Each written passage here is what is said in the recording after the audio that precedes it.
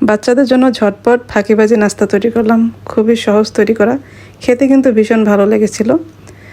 আজকে নাস্তার জন্য আমি এখানে ফ্রাই প্যান বসালাম একটা, তারপরে আমি কিছু সসেস ছোট ছোট করে কেটে নিয়েছি। প্রথমে আমি প্যানে তেল দিয়ে দিয়েছিলাম 2 টেবিল চামচ। তেলটা গরম হওয়ার পরে আমি এখানে সসেসগুলি দিয়ে দিলাম। সসেসটা এখন একটু ভেজে নেব। সসেসটা একটু ভেজে নেওয়া হয়ে গেলে আমি এখানে পেঁয়াজ দিয়ে দিব। এখানে 1/4 কাপের মতো পেঁয়াজ দিয়েছি। পেঁয়াজটাও হালকা একটু ভেজে নেব। পেঁয়াজটা একটু ভাজা হয়ে গেলে এখানে আমি ক্যাপসিকাম দিয়েছি। ক্যাপসিকাম কুচি দিয়েছি 1/4 কাপ। ক্যাপসিকামটা দিয়েও একটু ভেজে নিতে হবে। কাঁচামরিচ দিয়েছি আমি এখানে 3টার মতো কাঁচামরিচ দিয়েছি। তারপর গোলমরিচ দিয়ে দিলাম। এখন সব কিছু একটু ভালোভাবে মিশিয়ে নিব।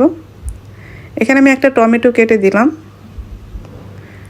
তারপর চিলি সস দিয়ে দিয়েছি, টমেটো সস দিয়ে দিলাম। এখন সব কিছু ভালোভাবে মিশিয়ে নিব। সবার শেষে আমি কিছু পেঁয়াজ পাতা দিয়ে দিলাম। এখন সব কিছু মিশিয়ে নিলে কিন্তু আমাদের এটা রেডি হয়ে গেল। আমি এটা নামিয়ে নিলাম।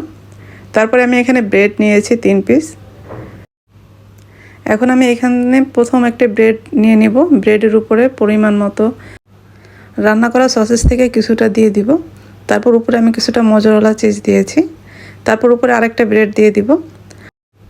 এই ব্রেডের উপরেও আমি কিছুটা সসেস রান্না করা দিয়ে দিলাম। এখন উপরে আরও কিছুটা চিজ দিয়ে দিব।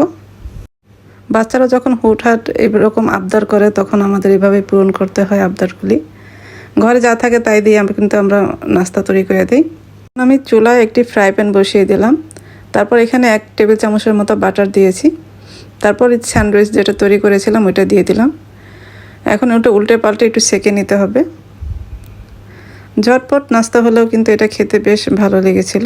বাচ্চারা তো খুবই পছন্দ করেছে। আমার বাচ্চারা এমনিতেও আমি যা তৈরি করি সেটাই পছন্দ করে।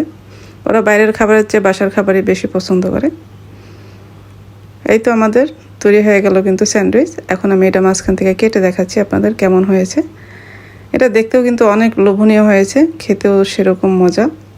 এই তো তৈরি হয়ে গেল আমার খুব ঝটপট নাস্তা। ভালো লাগলে লাইক, কমেন্ট এবং শেয়ার করার অনুরোধ রইল। আর আমার রেসিপি সবসময় আপনারা দেখবেন, লাইক কমেন্টস করবেন, তাহলে কিন্তু আমার ভিডিও বানানোর উৎসাহ জাগে।